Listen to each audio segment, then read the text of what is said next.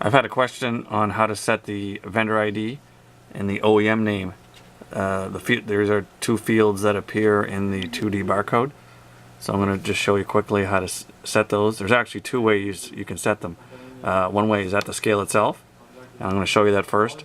And the other way would be on the PC application, and then export that to the scale.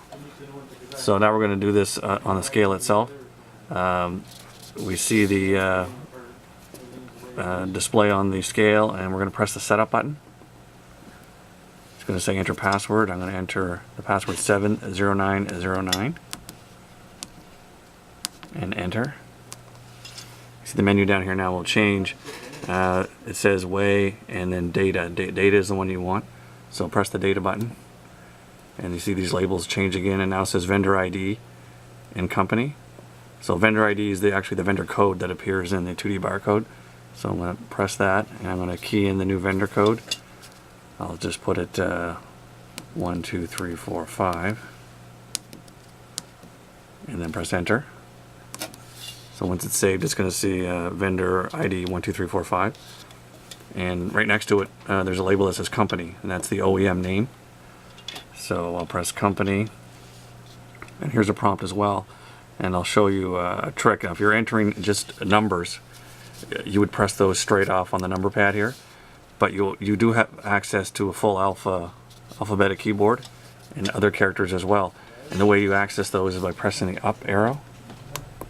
And you'll see, if I zoom in here, you'll see the full alphabet show up. And the idea is that you scroll around and press enter to select the character.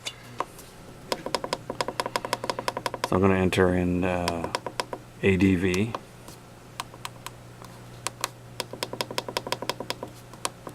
And then once you have the value filled in, you want to arrow back down to the prompt itself, and then hit enter.